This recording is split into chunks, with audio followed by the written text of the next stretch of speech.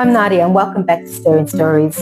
I've just come back from the shops and I bought some ricotta, so I figured I'd come home and make some ricotta gnocchi. So come and join me. Here we go. So there's a kilo of ricotta. Into this ricotta we're going to put 300 grams of Parmesan cheese and 4 eggs. And 4 egg yolks. So here we've got 4 eggs, 4 egg yolks to 1 kilo of ricotta, 300 grams of Parmesan cheese, 450 to 600 of plain flour, salt and pepper. Okay, so I'll mix this. And so here we go, salt and pepper. Now we'll add the flour till we get a nice consistency where I can roll them out, cut them up and make some beautiful gnocchi for dinner tonight. So let's start putting this in a little bit at a time. The ricotta gnocchi are just divine, and you save the time from cooking up those potatoes, boiling up the potatoes, peeling them. I think they taste just as good with the ricotta. I think this is going to take the whole 600 of flour. Here's my board.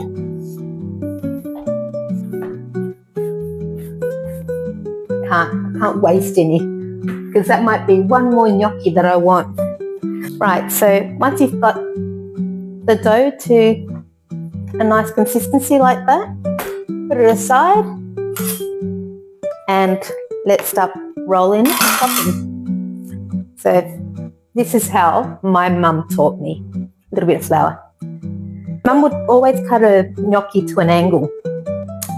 They were never square. Sometimes we'd indent them with the fork, but traditionally the abruzzese gnocchi is just, they're called sugit. Try saying that, sugit. Yeah, they're cut on an angle. I'll just show you one in a minute. You can see? That's what they look like. Are they pretty? So one thing I like to do when making gnocchi is to do a test batch. So I'll cut some up, just put some water to boil. Once that comes to the boil, I'll throw some in, let them come to the top and just give it a taste test before I continue, just in case it needs something else. Yum, yum, yum. The edge where it's been cut, isn't it beautiful? I don't think it needs any indentation because that's what I used to have growing up. So the water's boiling and I've got my trial batch here. We're just waiting for them to float to the top of the water. There, they're ready. There's no sauce for these, but we're just going to try them and see how they turned out. They look pretty good. They held well. Look, isn't that pretty? The taste test. Okay, oh, they're fantastic. Perfect flavour, soft pillows of goodness. Yum. I'm gonna have another one. Too good. Love taste testing food. There's one tray. How beautiful are they? I've got a husband who loves his food too. Once he went on a diet. He wanted to cut carbs, which was great. I thought, great, we'll do it together. So there I was cutting my carbs. No pasta, no potatoes, you know. And every meal, he'd pick up bread and I'd ignore it because he doesn't really need to lose weight. And he'd go, is bread carbs? Yeah, hun, that's carbs. Or rice, can I eat that? And I'm like, nah. He's so funny. He loves his bread, loves his pizza. Anyway, he gave up within the day. He's like, yep, this diet's not for me. Let him eat. Let the man eat. He works hard. You've got to enjoy life, right? Enjoy your days because we don't know when it's up. It's a bit sad, but it's true.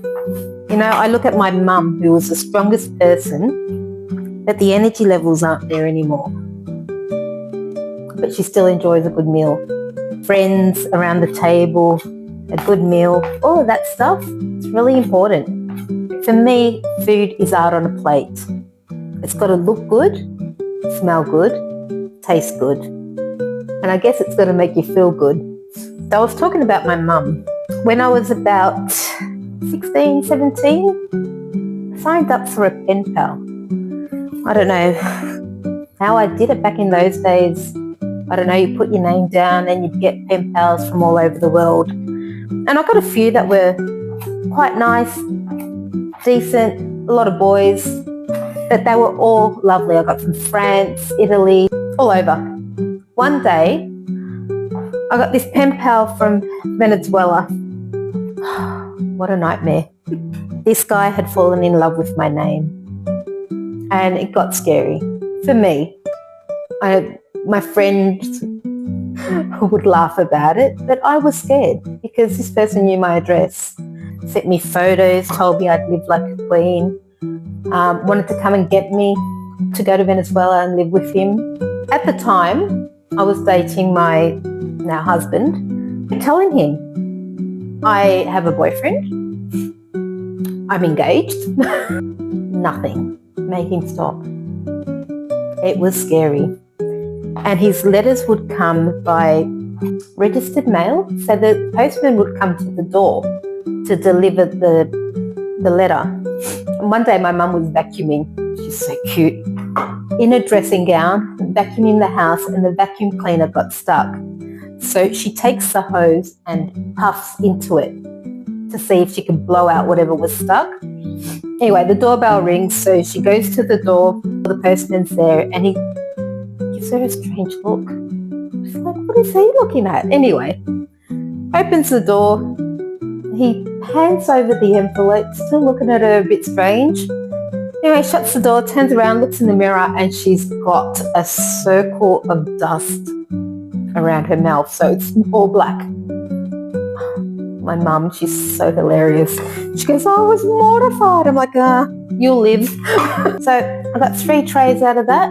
1, 2, and 3, which I'm going to pop into the freezer, and then I'll cook them up. I normally do 200 grams per person, or fill up the bowl, see how much you want to eat, and cook that up because it doesn't grow much. So, yep, and then put your favourite sauce.